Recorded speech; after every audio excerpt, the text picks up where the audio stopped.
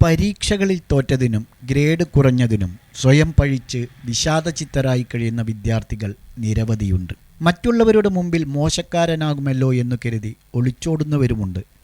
ഒരു പരീക്ഷയിൽ തോൽക്കുമ്പോഴേക്കും ജീവിതം തന്നെ നഷ്ടമായി എന്ന് കരുതുന്ന വിദ്യാർത്ഥികളും ഉന്നത വിജയത്തിനായി പരീക്ഷയെ ചൂണ്ടി പേടിപ്പിക്കുകയും പീഡിപ്പിക്കുകയും ചെയ്യുന്ന മാതാപിതാക്കളും ഇന്ന് സ്ഥിരം കാഴ്ചയാണ്.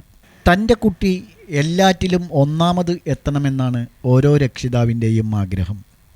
രണ്ടാമതെത്തിയാൽ വലിയ പ്രയാസമാണ്. പരാജയം ഓർക്കാനേ പറ്റില്ല. LKGയിൽ പഠിക്കുന്ന കുട്ടികളുടെ കാര്യത്തിൽ പോലും മാതാപിതാക്കൾക്ക് ടെൻഷനാണ്. കുട്ടിയുടെ അഭിരുചി അറിയാതെ മറ്റുള്ളവരെ പോലെ തൻ്റെ മകനും മകളും ഉയർന്ന ജോലികളിൽ കയറിപ്പറ്റണം എന്ന് ആഗ്രഹിക്കുന്നവരാണ് രക്ഷിതാക്കളിൽ ഏറിയ പങ്കും. വിദ്യാഭ്യാസം ജോലിക്ക് വേണ്ടിയെന്ന സാമൂഹിക കാഴ്ചപ്പാടാണ് ഇതിനു കാരണം. പരീക്ഷയിൽ തോറ്റത് വീട്ടിലറിയിക്കാൻ പേടിച്ച് വിവരം വീട്ടിലറിയിക്കാതിരിക്കാൻ പലവിധ മാർഗങ്ങളാണ് ഇന്നത്തെ കുട്ടികൾ സ്വീകരിക്കുന്നത്. അത്തരത്തിൽ നാടുവിട്ട കുട്ടികൾ മാതാപിതാക്കൾക്ക് എഴുതിയ ഒരു കത്ത് ഇന്ന് ഏവരെയും ചിരിപ്പിക്കുകയാണ്, അതിലുപരി ചിന്തിപ്പിക്കുകയാണ്. ആ കത്തിൽ എഴുതിയത് വായിക്കാം. പ്രിയപ്പെട്ട അച്ഛനും അമ്മയ്ക്കും, ഞാനും എൻ്റെ 2 കൂട്ടുകാരായ ആദിഷ് എന്ന കുഞ്ഞുവും ആഷിൻ എന്ന ആച്ചിയും കൂടി നാടുവിടുകയാണ്. ഈ ഞങ്ങളെ അന്വേഷിച്ച് ഇനി അച്ഛനും അമ്മയും വരാൻ നിൽക്കരുത്. ഇനി അടുത്ത വർഷം ജനുവരിയിൽ മാത്രമേ ഞങ്ങൾ തിരിച്ചു വരൂ. അപ്പോൾ മാത്രമേ ഞങ്ങളെ പ്രതീക്ഷിച്ചാൽ മതി. ഞങ്ങൾ പോകുന്നതുകൊണ്ട് പോലീസിനെയും പട്ടാളത്തിനെയും അറിയിക്കണമെന്നില്ല. എന്തായാലും ഒരു ദിവസം ഞങ്ങൾ വരും. എറണാകുളം വൈപ്പിൻ സ്വദേശികളായ 3 വിദ്യാർത്ഥികളാണ് ഇന്നലെ രാവിലെ 11 മണിയോടെ വീട്ടിൽ നിന്ന് ഇറങ്ങിയത്. സ്വന്തം കൈപ്പടയിൽ വീട്ടുകാർക്ക് കത്തെഴുതി വെച്ചിട്ടായിരുന്നു ഒളിച്ചോട്ടം. ഏതായാലും തൃശ്ശൂർ ജില്ലയിലെ തൃപ്രയാറിൽ നിന്ന് 8ാം ക്ലാസ്സിൽ പഠിക്കുന്ന 3 പോലീസ് കണ്ടുപിടിച്ചു.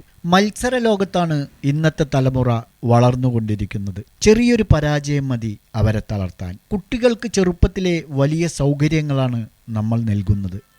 മികച്ച സൗകര്യങ്ങളുള്ള സ്കൂളിൽ അയക്കുന്നവരാണ് രക്ഷിതാക്കളിൽ പലരും.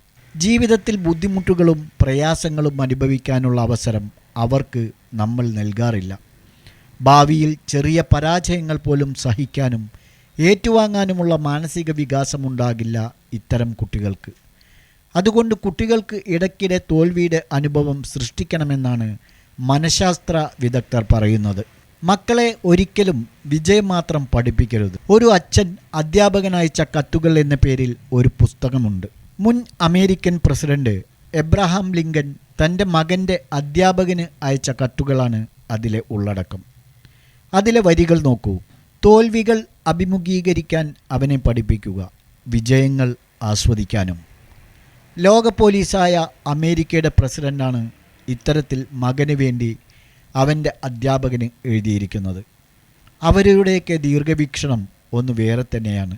അതുപോലെ നമ്മളും മക്കളെ പഠിപ്പിക്കണം, തോൽവികളെ അഭിമുഖീകരിക്കാനും അത് വിജയത്തിൻ്റെ ചവിട്ടുപടികളാക്കി മാറ്റാനും.